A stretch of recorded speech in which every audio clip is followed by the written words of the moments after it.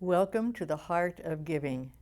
As you know, this program is devoted to the nonprofits in the Long Beach area.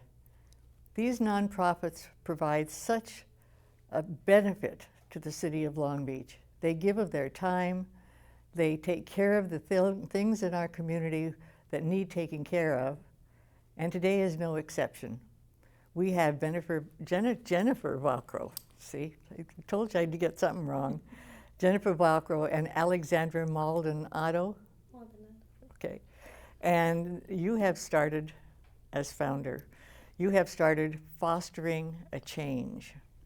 Now, that can mean many things. And so I want you to tell me what that is that you started several years ago. We had started a home. Our first home was in Long Beach for female emancipated foster youth.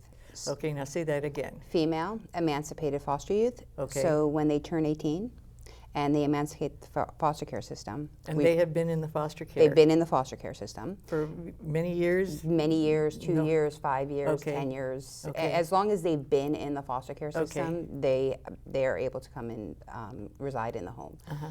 So the home, the home has had 7 spots, of which we filled pretty immediately. Now, just a minute. So you found a place where you could have these women at a time of their life when they have a need because they're going to be out on their own. Correct. Is that correct? Yes, they're being emancipated from the foster care system. At what age? 18. 18. So at 18, they have no really place to go. That's correct. And you started a home for these women. Yes. Very Yes. good. Okay. And part of the requirements to be in the home is that they would need to attend college. So that was we would take them, and actually we had some. Alex came to us when she was 20, so they don't have to be 18. They can be 18. They can be 20. They can be 21. As long as you're between 18 and 24, and they've been in the foster care system, the home is like a safe refuge for them, where they can come, they can get stable, they can decide what they want to do. We assist them in the whole process of getting into college. We assist them with various life skills. We provide them with mentors, trying to just be in that transition age, kind of be their support system. Because unfortunately, they're in foster care because they do not have a support system. They do not have family to take care of them.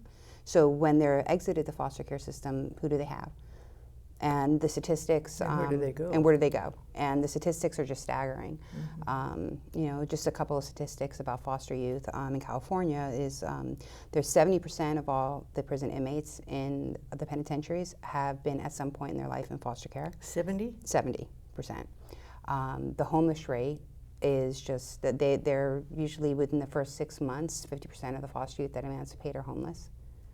What are some other statistics? The graduation rate of The high school. graduation rate of high school. What is the graduation rate? 50% right now only graduate. 50% only graduate high school. So, I mean, these are rough statistics, but that gives you a pretty good indication. It's 50% of female foster youth are pregnant by the time they're 19. So, I mean, there's at 18, they don't know what to do. And you started the home, and you said with 3. Did you have the word 3 in there was someplace? You started the foster 3 years ago. 3 years ago. Okay. Yes. Fostering a Change started 3 years ago, and we have a home in Long Beach where it fills up to 7 residents. We've had over 16 girls come through the home. Some of them are still in the home from when the home started. And some of them, like Alex, have come through for 6 months, a year, and then transitioned out, which is really the point of it. The point of it is not to keep them there forever. The point is to get them stable, to just get them to a point where they feel now stable. have the skills that, I can do this and I can be on my own. And how did you start this? Or have you had this cause? Well, I was in foster care, but I was adopted when I was 3.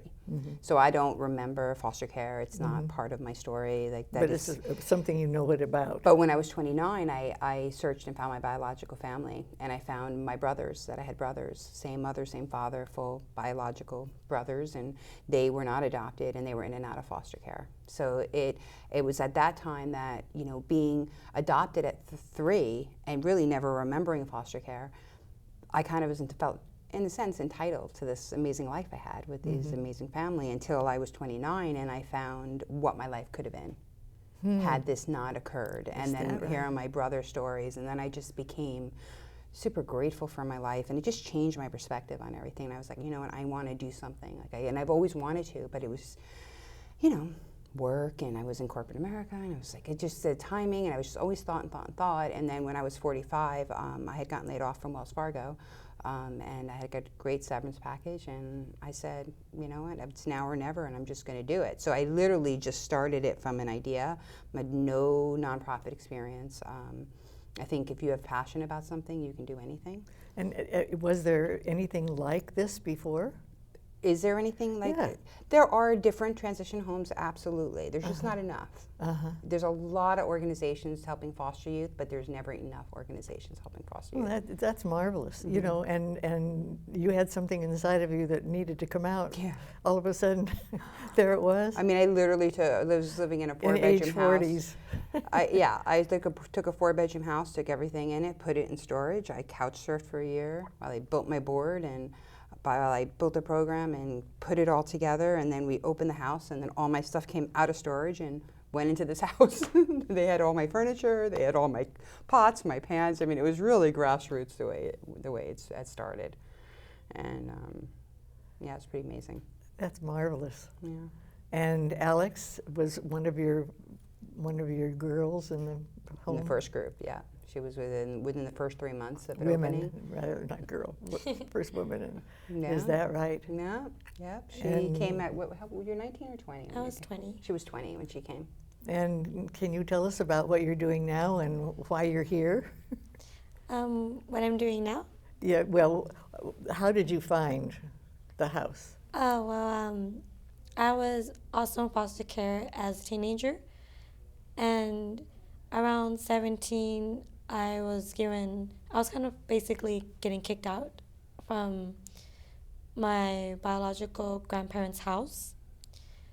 And my ex-boyfriend at the time took me in, and things didn't work out. And my goal was always just, you know what, I need to stay in college. And I didn't go to college for 2 years. I started at 20. And I was just about a passion to give back. Like, I just felt something was missing from my life. So when things didn't work out, I thought I can get 2 full-time jobs and work my butt off and struggle with a little apartment some way. Or there has to be some other option that can help me get my dream, help me get my goal to get my degree. I was connected to Jennifer through the Cerritos College Link program, which is also dedicated to helping foster youth continue their education. And the director, Yahira, connected me. I went over and we hit it off. Good connection. And this was when you were 20? I was 20, yes. And that was how long ago? 2 years ago. 2 years ago. Okay, so Yeah, you actually around this time too, around September I moved in. So yeah, it's been 2 years since I know Jennifer, and I was very grateful because I know that they went through a couple of girls, and I was nervous that they could just easily say no, maybe I don't meet the criteria, or maybe I don't have the passion for it. Like, I was just so scared, but things worked out, and I went through my transitional there. I moved out within like 8 months. 8 or 9 months. 8, 9 months, I moved out. I transferred, and now I'm currently at UC Irvine, and I got my own apartment. I'm still working at the same job since I was 19, and I volunteer working with But it kids. gave you some skills and some confidence then. It gave me a lot of confidence to really accept that even though my family wasn't supportive, these people who do not know me believe in me. So someone as who I can meet on the street and I just say a little bit about myself, and they say, wow, that's amazing.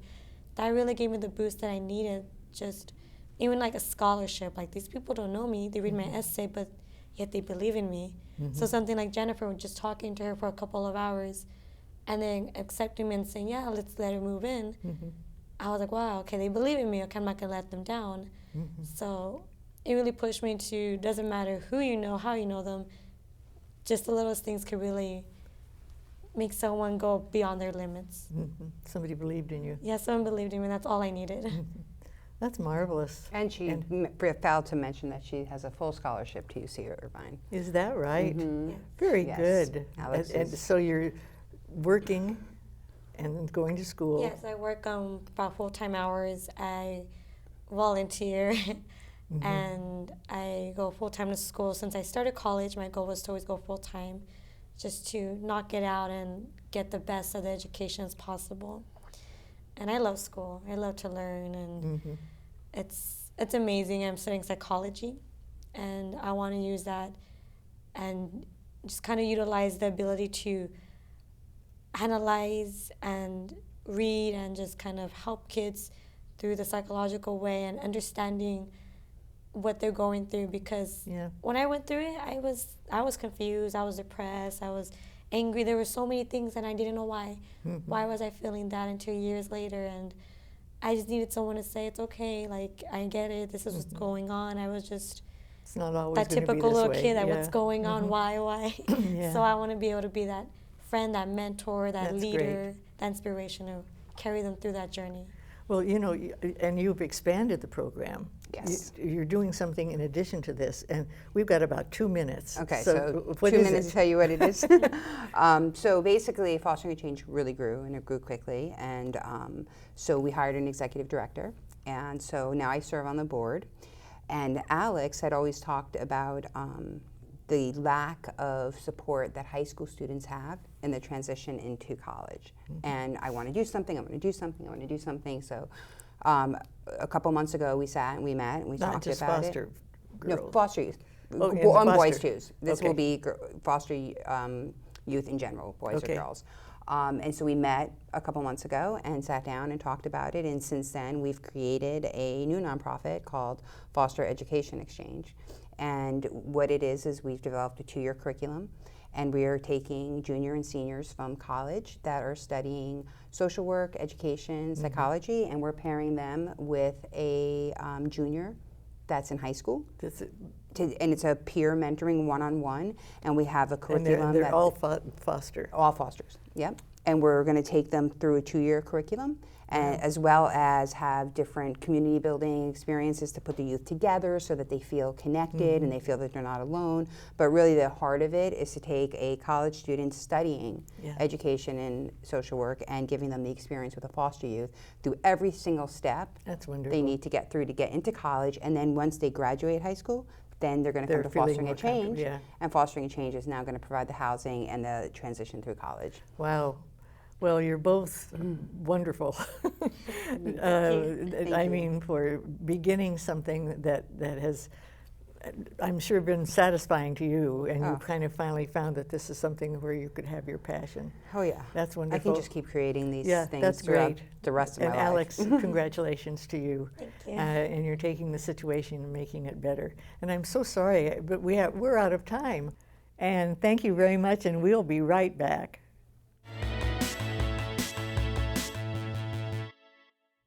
Welcome back.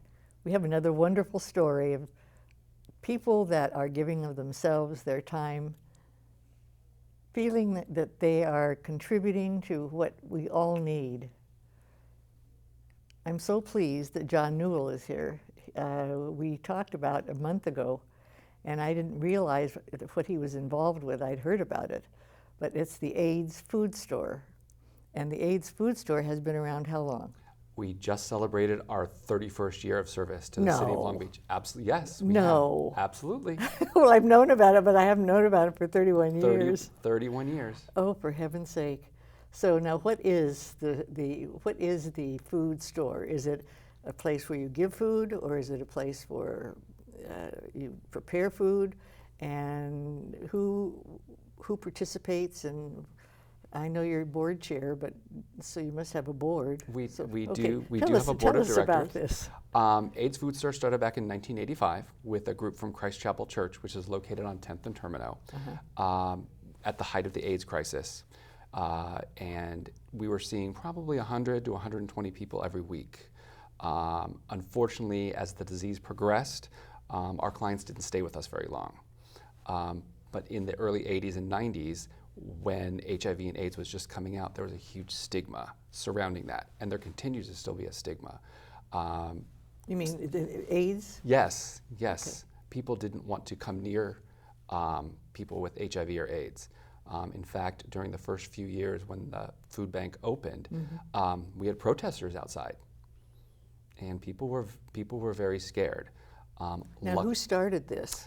It started as a ministry of Christ Chapel. Okay. And Pastor Michael Cole was the pastor at the time at Christ Chapel, and he saw a need in the community. And so the church really started this. The church started it, yes. And then then you started to have greater participation and more need. Absolutely, absolutely. It became, it grew a little bigger than the church, and now in the early 90s we became our own 501(c), Okay. which is great, and that Yes. allowed us to get more donations. Yes. And do a lot more fundraising for the clients. So how did you get involved? My partner passed away in 2000 of HIV, and I've always wanted to give back to the community somehow in his honor and kind of keep that going. And this was a great vehicle. He was a foodie, he loved to eat. I love to eat, and this just was the perfect vehicle for me to continue his legacy and honor him.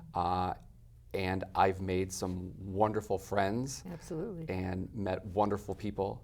And So you joined the food bank.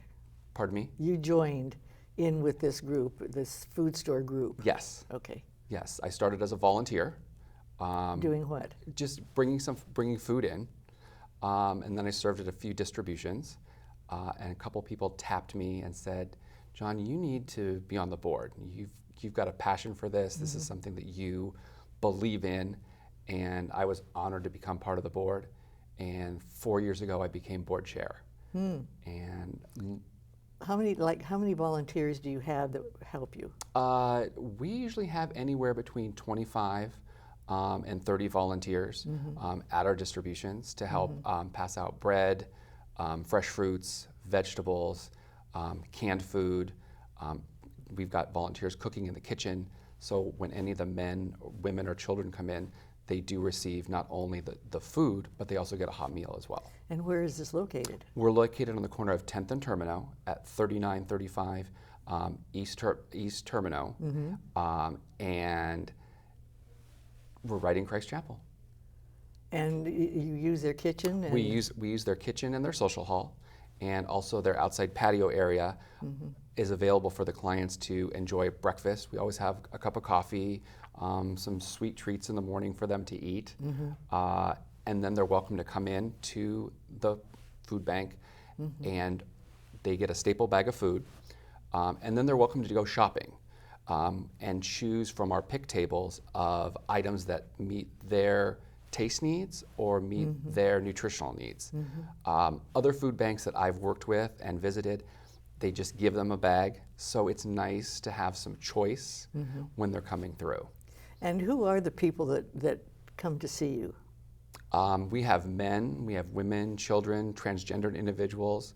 The only requirement that we have to attend AIDS Food Store is that you bring in an HIV diagnosis, and we will provide you with food. Okay, I think that was what I was wondering about. It's people with HIV. Yes. Okay, and so how do they find out about you? We do a lot of community outreach. We work very, very closely with the LGBTQ Center of Long Beach. The St. Mary's Care Program has been a wonderful supporter of ours, and we also work with some other nonprofits that support us. As you know, none of the nonprofits here in Long Beach can work by themselves, so working as a network with other nonprofits has helped us a lot.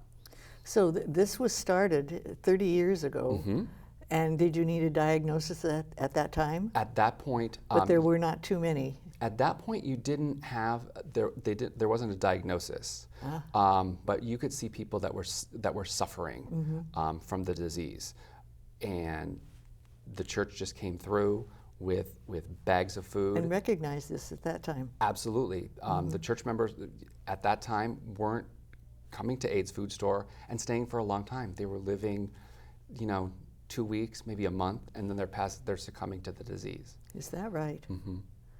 Do you see those that are that far in the disease now? Luckily now, with all the treatments that are available, the medication that's available, our clients are staying with us for 10, 15, 20 years. They're having some other complications from the disease, be it opportunistic cancers. So there's still definitely a need. Although HIV and AIDS is not on the forefront and on our radar as much as it was in the 80s and 90s, we're still serving anywhere from 40 to 80 people at each of our distributions. And are you finding that the people that are coming in now, or that you're working with now, there are fewer coming in, and there are fewer, and they're more lasting longer? The clients are lasting longer, and Long Beach is blessed with many, many, many food banks. So our clients may be visiting us and visiting other food banks as well. And they all live in the area, or they come from all over? We get people from all over LA County. I would say we stick with mostly Long Beach, Signal Hill, a few people from Orange County, but no matter where you live, we'll provide you with food. So it's food, and now tell me about the meals. Do you know how many are coming for dinner, or? We have a guesstimate about how many are coming for dinner, so to speak.